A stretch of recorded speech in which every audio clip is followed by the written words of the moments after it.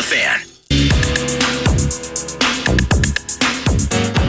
Welcome back. News every day, 9 to noon. In this case, led by Maxx Fuller. Producer, 9 to noon. It's brought to you by the casino at Canterbury Park. Live racing in play. Find the full racing schedule at canterburypark.com. But you're feeling the felt. Poker, blackjack, table games. Having sips at Chips. That's all available all year round. Go to canterburypark.com for all of those details in addition. What do you got, Max? The Kansas City baseball team may be called the Royals, but it was Pablo Lopez who was the king of the hill last night as he hurled a complete game shutout to help the Twins score a 5-0 win against KC. Lopez struck out 12 and allowed only 4 hits across 9 innings of work to notch the first complete game shutout of his career. Edward Julian and Ryan Jeffers provided some post-fourth fireworks with home runs, while Alex Kirilloff and Donovan Solano each drove in a run as well. The Twins have the day off today before getting back down to Target Field tomorrow to take on the Orioles. Bailey Ober will hope to channel his inner Joe Ryan or Pablo Lopez as he takes the mound for Minnesota with Cole Irvin on the bump for Baltimore. Yeah, so they scored 22 runs in that 3-game series. 2, 10. It basically took that. They scored as many runs in those 3 games as they had in basically the previous 10 games. So the bats were popping. The Royals are absolutely awful. So how do you kind of frame that up? Well, beat on your division rivals. And we've mentioned it before, splitting with Cleveland at home, losing 3 of 4 to the Tigers at one point, that sort of thing. At home, by the way, during a 10-game homestand in which you really wanted to stack some W's and create some space, again, in the worst division in baseball. But they did a tremendous job over the last 6 years, both in Baltimore and now with Kansas City, of at least asserting themselves offensively. And Pablo Lopez, now I know most of you out there weren't able to watch it. I'm sorry for that. Pablo Lopez was terrific yesterday. Best performance of the season. You mentioned, I think, the first complete game. Was it the first of his career, I think? Yeah. Okay, so I was right on that. Thank you for that. And so best performance of his career, really. And so now that heats up, gives you something to chew on positively into the All-Star break. Got to take 2 or 3 again from Baltimore. So end this first half like that. Get through the All-Star game. And we get to watch, I believe, Sonny Gray pitch a third of an inning or an inning in the All-Star game. And then we move on to the second half. And finally, hopefully, this break allows the bats to continue on to elevate and find some competence at the plate. And we're going to win the worst division in baseball. And we're going to play playoff games. Yet there's no buzz around the team. That's weird. While the Timberwolves have never won an NBA championship, they could be the inaugural mid-season tournament winners, as the 2023-2024 season will see the league introduce a European soccer-like mid-season tournament for the first time. The full breakdown of the specifics of the tournament will come on Saturday, but we do know that all teams will participate in the group stage, which will be chosen by a random draw based on teams' winning percentages the previous season. The Final Four will be held in Vegas on December 7th and 9th, which, by the way, the Vikings play the Raiders on the road that weekend, so Minnesota could be taking Vegas by storm in early December. Yeah, that'd be sweet. And the Super Bowl, I believe, is in Las Vegas. And the Wild play there the Monday after. Oh, sweet. So, I mean, let's not get ahead of ourselves here, okay? We're still trying to figure out, this Kirk Cousins thing. I'm annoyed that there's all this dead cap. I'm being told that maybe the Vikings could be a 3-win team. All of those things. I don't know. Long season. Let's play it out. 19 days until training camp. But that'd be a blast. Now, as I was talking about earlier, Max, I'd kind of like your opinion on this a bit, because I don't care if it was a separate bit, because as of now, again, details to be revealed. Okay, I'm not going to sleep until I get details on this in-season tournament. Could have just told us, could have sent a freaking press email. Yeah, baffling move by the NBA right there. But as we wait for the curtain to drop on how this thing's going to work, it sounds like whether it's the group games and all, these count towards regular season. They are not expanding the number of games beyond the current 82, at least in terms of the regular season record. So I think if you play in the championship of this bit, that might be the 83rd game, something like that, I think. But If it was completely separate and they had a specific organized tournament with extra games associated with it, I would take it more seriously than just this Wizards game counts towards the in-season tournament. Does that make sense? Yeah, I would feel the same way, and maybe find a way to include some other international teams as well to try to make it feel bigger. But yeah, I kind of feel exactly what you're saying, but I also agree. You were talking about it in the first hour, and your guest was saying, maybe teams that are not doing as well, they can at least have that little W of winning the midseason tournament. Yeah, that could be a plus. It's going to be hard for the NBA to make this prestigious, make this seem like it's something worth winning. But at the same time, we all kind of shrugged our shoulders and rolled our eyes about the play-in tournament as well. And after the last couple of years, that's proven itself to be a worthy addition to the NBA schedule. So hopefully down the line, it becomes more important. But I'm with you right now. I just couldn't really care any less about this midseason tournament. So the play-in tournament, the reason I think that's different, and it did start during the COVID year, they had to figure out lopsided games, and a couple of teams, if they had finished the final 8 games, they may have jumped in. I think each fan, because the 9th place team has a chance if they can get that big victory they host a team and then they play the winner of the 7-8, whatever. We're not breaking down the play-in tournament. My point is I think it added something specifically to a thing where all fans can appreciate it. Right now, and I'm not against the players making money. Let's say that the winning team, they all make an extra $1 million or something. I don't know. There's a cash prize associated with it. I'm glad that they got to stuff their pockets. But then, similar to the All-Star game, it doesn't do anything. Right. Now, there would also be arguments, of course. They would say, well, why would I want a awful non-playoff team or maybe even a playoff team? That's a better example. Let's say my buddy Johnny was in here. He's a Bucks fan. Let's say the Bucks win the play-in in-season tournament. Well, they're not going to be a lottery team. What if the winner of the in-season tournament gets ping pong balls towards that lottery pick? That would be interesting. But that would be something that I can chew on. I don't get to spend Anthony Edwards' money. I'm not asking to, by the way. He's the guy that makes the money because he's an elite athlete. I'm just a spectator. But as an outsider to that, as a guy sitting on my couch having beverages, something that I could chew on, something that I could root for would be a consequence in the franchise's favor as it relates to something I care about as a fan. I don't care about their bank accounts, make as much money as you can, but that doesn't impact me. Right. A lottery pick, or maybe there's a special tiebreaker or something that takes place, special home court advantage in a spot, like a golden ticket. Like if I won the in-season tournament and it was all separate games and I grinded it out, and then my golden ticket was like, I'm a 9th place team, and suddenly I just get to decide that I'm 6th. I mean, that would be. That would be sweet, man. Well, yeah, and all the logistics aside, this is just straight stream of consciousness. But a golden ticket to something, whether it's the lottery pick or there's something in the standings, that's what I would like to see from it. So then that builds, that gains my interest. I don't know. That's just... I agree. I do think they've got to find a way to link it to the playoffs somehow to make it more meaningful. But here's what I like, though. Without having to, this is the right thing, this is the wrong thing. I just like that the NBA is doing something different. Yeah. And that, for me, is a positive thing. If you think...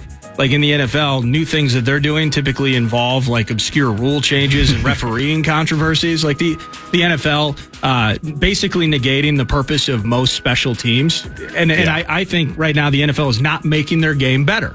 I think the NBA is making changes that not only does not impact gameplay, but in some ways diversifies the experience a little bit. So this in-season tournament, at least they're trying. There we go. Yeah. At least the NBA is trying, and maybe they can build off it in the future. And at best, it's one more thing for us as NBA fans to care about. At worst, it'll be gone within a year or two if it really isn't making an impact. I hope it blows up. I hope do we're talking too. about the big in-season and whatever this golden ticket is. I want this golden ticket better be sweet. Now, I'm not interested. I don't care about the chocolate factory. I'm not going to the chocolate factory. Don't care about weird colors and candies and things like that. Don't need to meet Mr. Wonka. I need a golden ticket for something that affects my franchise in a positive way.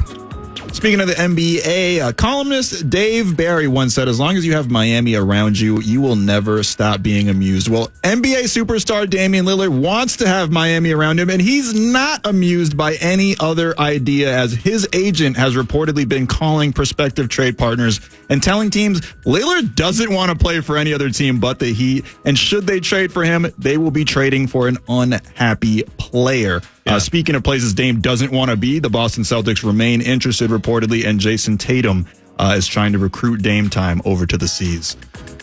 Man, if Damian goes, now they just made that trade, and I forget all the particulars, but Marcus Smart is now in Memphis? Yep.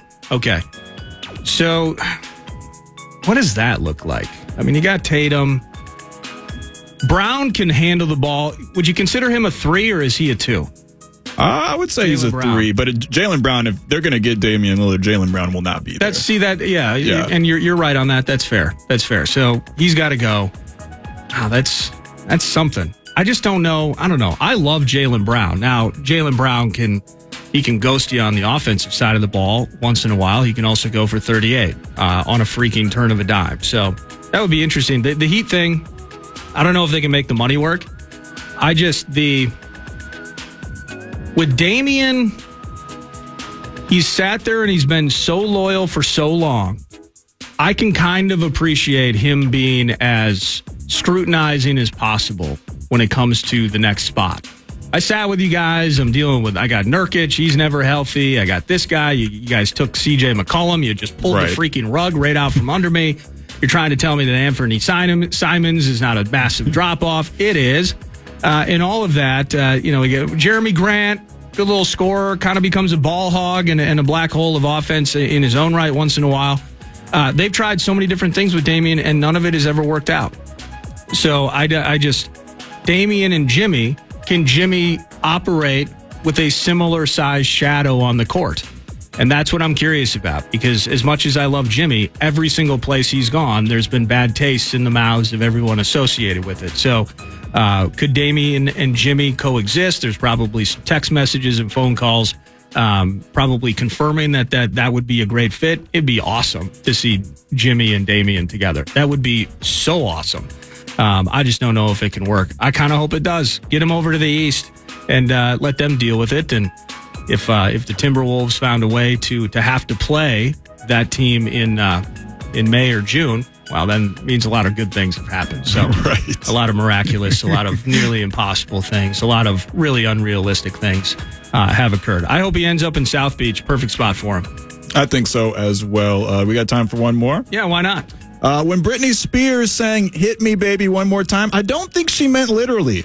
But according to TMZ, that's what happened last night as a member of the Spurs security team reportedly backhanded Britney Spears in the face in defense of Victor Wembanyama. Spears is said to have seen Wemby at a restaurant and approached him for a picture, tapping him on his back, which is when security went Rick James on the bit and slapped her. It is said that the situation is not being handled as a criminal matter, as police determined security was acting in defense of Wemby. Really? Yeah. I don't know. I don't know what the security protocol is. And I've never seen Britney Spears in person. A younger Nordo. If there was a 16-year-old Nordo that had Google, he would have Googled like Britney Spears height. We would have gotten to the bottom. We would have gotten all that intel, and we would have a pretty good grasp of like her physical stature. I just feel like 16-year-old Nordo would have had all the answers there. And she's tapping the back of Victor Wembanyama. Yeah. So she basically, and he's probably even sitting down, she may have had to get on a stepladder. In defense of Wemby. Okay, now again, my thing with Wembanyama, and the same thing with Chet Holmgren. They're built like coat racks. I mean, they're not the thickest, most physical specimens. Now, they both have a chance to be unbelievable game-changing players. Of course, Wembanyama now with pop and historical big man prominence down in San Antonio. Come on.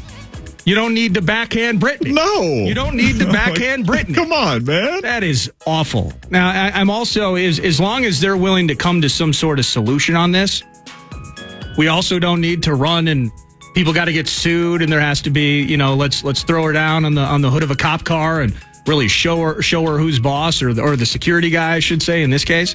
But you didn't need to backhand Brittany. So hopefully cooler heads can prevail and they can figure this thing out. But yeah, it sounds awful.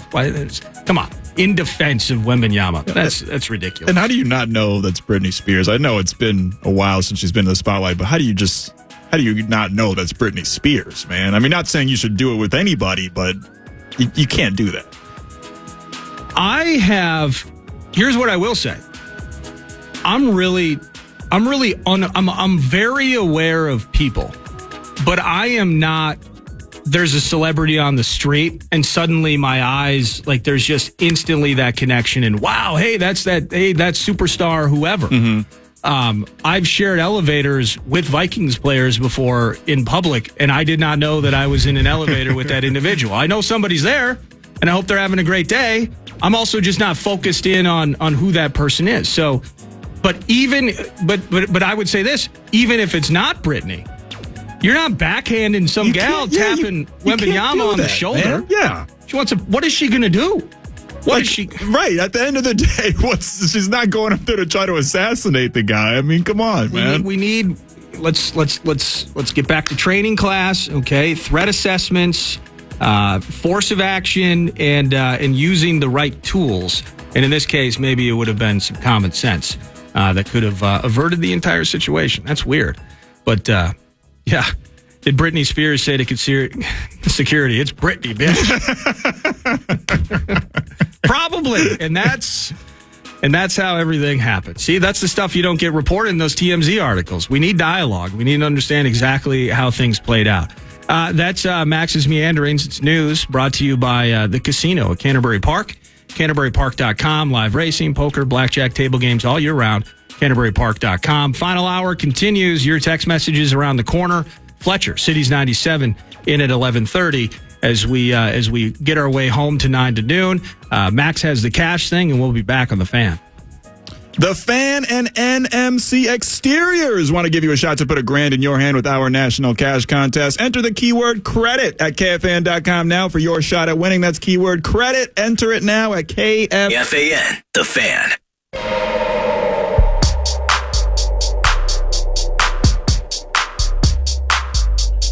The Rumble of Championship Off-Road Racing returns to ERX Motor Park July 14th and 15th for a weekend of high-flying 900 horsepower action, and we've got your shot at a pair of 2-day passes. Head to KFAN.com, keyword contest, and enter for your chance to win. It's too bad we're not streaming right now because the listening/watching public could have seen my dumbass try to sit in the chair on the armrest, nearly sending the chair 5 feet to the left, my head into the wall. And all of you could have had a laugh and some appreciation of that. Well, if Damian's only going to the Heat, that means he can't go to the Wolves then. Does that make you sad a little bit? That does make me sad. And I also am... I would say per player who's being rumored to be offered for Damian Lillard, I would say the Blazers can't really get a better player than Karl Anthony Towns. I'm sure there's better packages with future picks and stuff like that. But even if the Celtics are offering Jaylen Brown, I would say Karl Anthony Towns is the best player for player swap that they can do. But apparently the reports say the Timberwolves weren't offering Karl Anthony Towns, so I'm curious why they even picked up the phone. I understand why the perception exists, and I, like many people, have talked about Cat living on another planet mentally sometimes. He's an elite offensive player. So, yeah. The idea, trade him, because what are we going to get back? Oh, we're going to get a lot. There are a lot of people. If they can crack the code on the mentality, they're getting an elite level player. So we'll figure that out. But no, it sounds like as of now, no Damian. Now, based on how this Rudy trade's gone so far, I wouldn't put it past Tim Connolly to get that message back from Damian. I'm going to be unhappy if I play for you. And he does it anyway. Right. That would be classic Timberwolves right there. Yeah, absolutely. Text line, Fletcher around the corner next segment. I got this from Robert. Nordo, you can lament Kirk's upcoming dead cap situation, but the solution you advocate for, extending him, will make said dead cap situation worse. It's been getting worse with each extension. A bridge QB post Cousins is not a new situation with the Vikings. Well, and as I explained to him, and I appreciate the text from Robert, I'm not advocating necessarily that the Vikings extend Kirk Cousins. I am lamenting the decision in the first place to push all that extra cash down the road. And whether it was a necessity to, in the short term, we're talking about paying for the Dalvin Tomlinsons of the world, we're adding Zadarius Smith, all of those things, finding cap space, and we've had to maneuver it as well a couple of times with Danielle Hunter. I understand how that process works, and I get it. I'm lamenting that we made the decision in the first place. And I'm lamenting it because, in the end, the disaster that could be him moving on, us still having that dead cap money, and now having to go get a post-Cousins bridge QB, that is an awful path to moving forward without Kirk Cousins. I don't see a trade taking place. Could have been, and maybe there will be at some point throughout this season. It was Lieber who mentioned there's already some rumors of a potential bidding war for Kirk's services, whether it be in L.A., the natural evergreen conversation ever since Kirk's been here. It's been the Niners. So maybe Shanahan and McVay will fight it out, and maybe there's a trade that comes to pass. But in the end, if we get to March of next year and Kirk leaves after we didn't sign necessarily long-term guys, we basically pushed money back without materially improving the team with that extra cap space, I believe that is a disaster. And so that's why I was framing it up as I don't like that dead money. We got to find a way to extend him, or they will likely try to find a way to extend him because of that. So that's where I was coming from there. All good. People are down on the Twins right now. This Bally's, I still need to understand exactly how the Twins and other major league franchises are going to move forward in the regional sports network. And that's, I don't know how much baseball you watch or have watched, Max, but whether it's NHL, obviously the Timberwolves being part of it, but with the Twins, Bally Sports North, formerly Fox Sports North, outside of the NFL, everyone else has regional sports networks, the Wild on Bally's as well. And that's been, baseball. Now, baseball changing or not changing with the times has been a factor, but like marketing their stars. I've used the example for years, and Shohei Ohtani would be the newest one, but Mike Trout out in L.A. Right. Now he's hurt. But these other leagues have had trouble really highlighting and maximizing the profiles, marketability-wise, of their best players because we get so funneled into regional sports networks. So save for Sunday Night Baseball on ESPN, specific cutout primetime bits, the NBA on TNT. A lot of non-Timberwolves fans who live in other parts of the country, they're not going to get to see Anthony Edwards as much as they would. Now, the NBA has found a pathway around that by, I think, I would have to say it's the NFL and then maybe the NBA just behind it. They're so good at marketing their stars. Yeah. And there are other factors, smaller rosters, and it's such an individual. It is a profile game, the NBA. But baseball has suffered from that. The NHL and some of it's personality-wise, too. I mean, I don't know what Mike Trout would sound like if he had a mic on all the time. And in fairness, this isn't judging. It's a reality of the situation. As an English-speaking country, Shohei Ohtani is going to have a hard time doing a lot of advertisements. Yeah. Him talking about Gatorade and then the translate, that's going to take half the spot just for him to get two sentences in on TV. So how's that going to work? But in the end, with Bally's, we've been handcuffed to this thing for so long, and it is such a detriment to the fan base. And it just feels when you continue to read in terms of updates and how this thing's going, you don't feel like there is as much urgency as you would think. And part of that maybe is the legal battle and all of that, but ultimately us as fans are really losing here when we do have to go to alternative routes just to watch our favorite teams because of this awful broadcast deal that took place when Sinclair Broadcasting and this Bally's regional network thing took over. So it's an absolute disaster, and that is the sentiment among most of these Twins fans right now. It's, hey, even if I had the time to watch it, or even if I wanted to watch it, I can't watch it because I don't have one of the maybe two or so, 2 or 3 maybe actual options in terms of that. So I appreciate all the text messages coming in, 64686. We are going to break here and come back and chat with Paul Fletcher, Cities 97.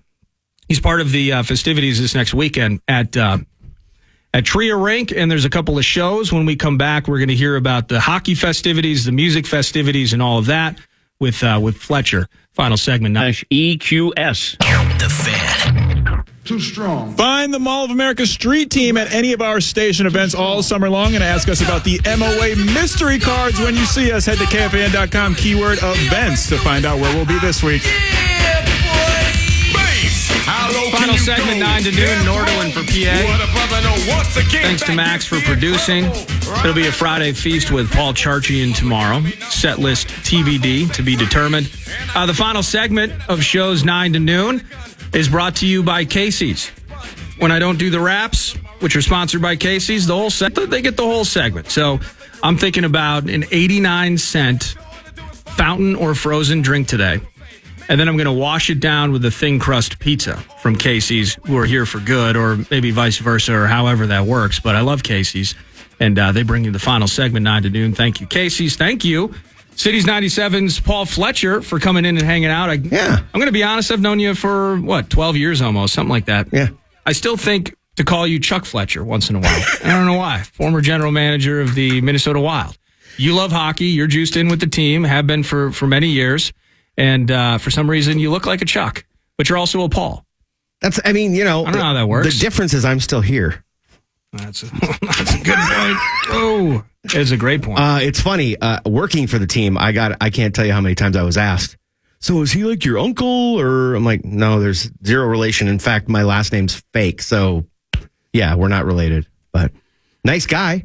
Radio names. Now, for the most part, we don't use, for the most part, radio names on the talk side. Right. But it is like radio DJ lore, or at least it was. It was. I'm sure some people now, or maybe many or most, use their real name. I have zero issue using my real last name, Pulowski. It's just your afternoon guy on Cities 97.1, and do you say Paul Pulowski or Paul Fletcher? It just works. It's just less syllables, and it's, you know what I mean? Although Pulowski would stand out. Pulowski stands out. Yeah. It is, what is that, Polish? Yeah. Okay. Yeah. Funny, I'm Norwegian and German, but the name is Polish. Oh, I'm straight Norwegian, fresh off the boat. Attaboy. Lutefisk and Lefse. Yeah. Both sides. Lefse, fantastic. Lutefisk, not so much. Oh, Lutefisk is disgusting. Yeah. Let me get into this here. Okay. I got to give, while you're getting into it, props to Max on Public Enemy. Started the show with it, and then walked me in with it. Let's go! Well, he has the best music choices on our radio station, and it's not close. I showed him my Goosebumps, and that was the one with Anthrax, too. That's legit. And I actually, through the time working with PA, I love R&B, and I love old school funk and all of that, but Max tugs at the heartstrings. Now, crazy game of hockey. Dude. This weekend, it's a freaking, whether it starts out Friday. So this is a charity event, and everything goes to, I believe, the Wild. Is it Minnesota Wild Foundation? The Minnesota Wild Foundation. And then they disperse to growing the game of hockey, as well as helping kids that are in health challenged situations. Yeah. So from the health end, it's the community angle. It's the fact that ice time is $1 billion, and we want kids to play hockey. Yep. So the Minnesota Wild Foundation is where all the charity goes. But starting out, you got Friday, Saturday, and then Saturday night. OAR is in town. Now, Mark Roberge, we did a Vox in the Box promoting this back when the Wild were still playing, before they were unceremoniously dispatched by the Dallas Stars. But I got to finally meet them. Now, I'm not going to pretend that I was the biggest OAR rube that's ever walked the earth, but they are a tremendous performing act, and they've been around for so long. Yeah. And Roberge kicks ass. I hope I'm saying his last name correctly. You are. But I finally got to meet him, and how did that all come together? Where they're hooking up with this event, and now going to be on the stage, I believe that's at Pantages on Friday. Yep. And then the actual concert is at the Armory on Saturday night. That's super sweet. Yeah. So Friday night at Pantages, you've got Yam House, great local band, kind of on the come. Ty Girl, Lily Gold, the country thing, I think from North Dakota. Marnie's probably a big fan. And then this stand-up, Natalie Friedman. I was like, who the heck is Natalie Friedman? I think she's local too, isn't she? I think she's LA, but I'm not. She's got 1.5 million followers on Instagram. I'm like, okay, she must be funny. Looked her up. She is. That's going to kind of be like a variety show and a VIP hang. And then Saturday night at the Armory is a full OAR and a full Corey Wong set. But the way it all came together, the easiest way to sum it up is hockey players, Parrish has said this a million times, hockey players want to be musicians and musicians want to be hockey players. And so Mark has kind of ingrained himself in the Wild locker room. He's got a ton of fans that have either played or do play. And then also Andrew Haidt, the guy that's kind of, every organization's got that guy behind the scenes that does so much stuff that you never hear about. Oh, that's Andrew. That's Andrew. And he's put this whole thing together. He and Mark have become buddies as well. And so I think they just started, brainstorming or just babbling or whatever. And then Corey got involved and there you go.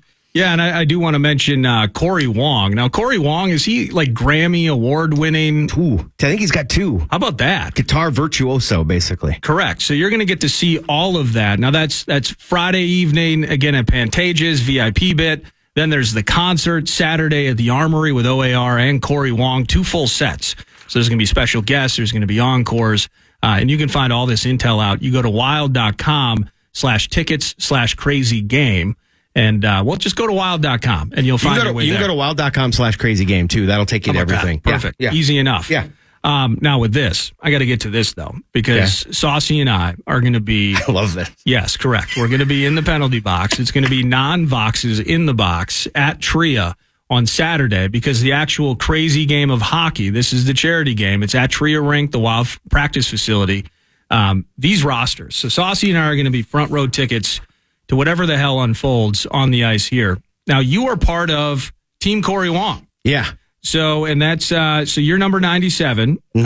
Kirill was unavailable, apparently. It's important to know I was 97 before that dude was 97, okay? I was 97 before Connor McDavid. I was 97 before Kirill. That's correct. So they can all, eat my dust. He's welcome to buy the number from me. Well, I was Nordy before the Wild were the Wild. Right. And now I had to change it to Nordo. Yeah. So I remember that, yeah. I did not stand quite as tall. Yeah. Here's where I have an issue. So okay, we'll get to the rosters, and I love the way these things are laid out. Okay. You got coaching issues. So we do. So Luke Strand, which by the way, new Mavericks head coach. Yeah. He's following the footsteps of Mike Hastings. I'm curious what's going to be more difficult, him leading your group or him starting a new tradition down in Mankato. Luke Strand, by the way, could be Mike Hastings' twin. I don't know if you've really? seen. Oh, no, I didn't. When you see him, you'll be like, "Is that Hastings?" Wow. No, okay. It's Luke Strand. All right. So, and then you got Tom Reed. Now, Tom Reed knows a thing or two about hockey. They both do, yeah. But then, I mean, it drops off a cliff, okay? Because Ben Lieber apparently is one of the assistant coaches for your team. Lieber thought I was on the other team and started trash talking me. Well, that's not a great way to create a relationship in the dressing room with your players. Not a lot of trust. No. Now, I mean, learn how to read a hockey roster, so is man. he running the power play? What is Lieber going to do? Is Lieber at least going to hold a clipboard and look like he belongs? I hope he's got something to make it look like he belongs. I have a feeling he's going to run our image and dress attire after the game. That's where I think he chips in. No, that's correct. I mean, there's not a lot you can do with this. Yeah. I don't have the Ben Lieber looks. Right. But neither do I. It's a sad story and a sad state of affairs. This is why we're on the radio. And then Andrew Zimmern would round out the coaching staff. And Andrew Zimmern, correct. Protein. The post game and the pre and the post meals are going to be fantastic. They better be. He offers nothing behind the bench.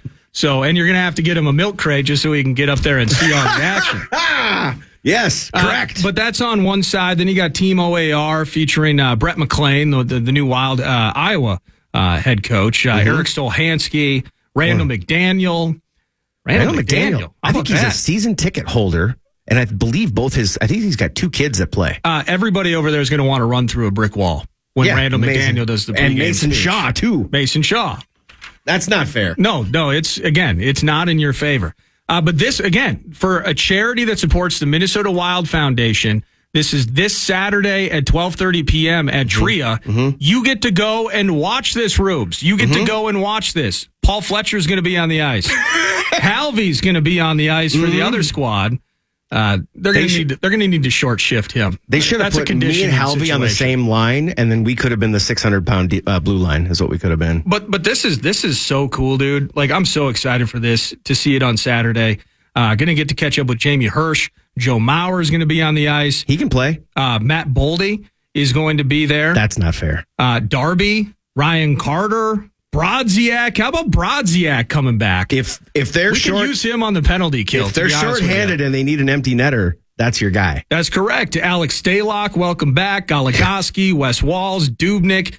Holla, Eric Holla. Eric Holla just added. Hey, one other thing about Dubnyk that might be fun to watch. He's going to play in net the first half of the game, and then he's playing out after. For real. And dude can play. He can. We've had I'm using finger quotes. We had a training camp at Tria.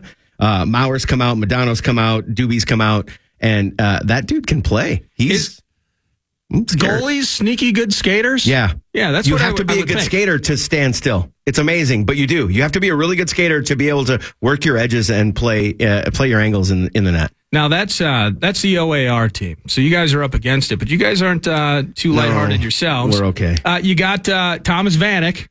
Okay, so Vanek's coming back. He'll shoot from anywhere and doesn't care. Nicholas Backstrom. Mm-hmm. Love that. Ryan Hartman. Prosser. There we go. Prosser. Go Elks. Spurgeon's in the mix. It's a special event game on a Saturday. Prosser's probably got a goal in him. Oh, 100% he does. Yeah. And if anything, they're going to set him up for it specifically. Yep. John Merrill's in the mix. Oh, Keith Ballard. This is sweet. Spurgeon. Cully, Matt Cullen, Madano. See, you guys got a pretty badass roster yourselves. And you didn't even get to Pierre-Marc Bouchard. We have to get a spinorama out of that guy. No, spinorama there. Drew Stafford. Cully, yeah. Oh, hell yeah. Natalie Darwitz and Hillary Knight. So now we got some U.S. players in the mix. Natalie Friedman, you mentioned the comedian. She's going to be on the ice. Yep. So is Roberge, by the way. Do we have any intel on his skating ability? I have a feeling it's relatively non-existent. Okay. Well, but you know what? He's such a nice guy. It's hard to talk trash. I know he's been training out in New York. Is there checking in this game? I don't know, but like some accidental. Let's put it this way: if I'm on the ice and Darby's on the ice, there's no checking. But if I'm on the ice and Halvey's out there, it's free game. I feel like Halvey's going to be picked on. Maybe. Yeah. But you know what, though? Who's going to pick on him? He's not small. No, he's not. Another one I want to point out, just because this is going to be a freak show. Greg Ostertag. Yes. It's a 7'2" center. You know what he's going to be on skates? He's going to be 8 feet tall. Yeah. I said we need to get the Guinness Book of World Records to come out here and because he's got to be the tallest guy ever on skates. It's either him or Zdeno Chara, right? Wasn't Chara like 6'9" or something like that? Yeah, but he's like, think about that. Oh, he makes Chara look Ostertag's small. Probably got a forehead on him, if not a little bit more. How do you get the guy a helmet? And dude play and sticks. And dude plays in a weekly men's league. So I guess he can play. So he's 7'2". He's going to be using a flagpole. He's on skates. Flagpole, yes. Oh my God. Flagpole, yeah. So this is what I'm talking about. So Saturday, Saucy and I are doing the noon to 2 show in the penalty box at Tria. And it is a crazy game of hockey, a charity event. Via thewild.com/crazy game, you're going to get access to tickets and intel, not only on the VIP event, the kickoff on Friday at Pantages. You're going to get access to potentially getting tickets to OAR that Saturday night. And all of this money, the charity game itself. Come to Tria and hang out with us. Have a couple of beers, enjoy a fun Saturday, and get to watch this charity game with everybody. And then the money all goes to the Minnesota Wild Foundation. I'm excited to see this, man. That's going to be cool. Thanks for spending a segment with me. Yeah, for sure. Thanks for having me. That's Paul Fletcher from Cities 97. You'll see him as, I don't know, the Polish Kaprizov. We'll find some sort of alliterative. You'll just call me mouth breather. There we go. Mouth breather. Number 97, gasping for air. Correct. As he participates in a crazy game of hockey. Thanks to Max, as always. Thanks to Ben Lieber, Fletcher, and Johnny Bisworm for joining me during the first hour. Thank you for listening to 9 to noon. Tomorrow, Friday Feast with Charge. PA returns on Monday. The program is next on The Fan.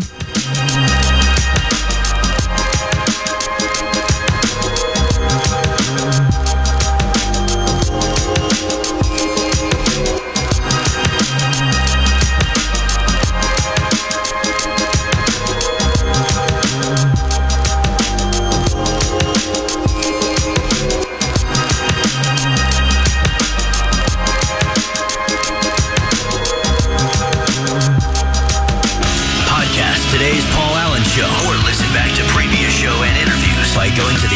radio app or KFAN.com.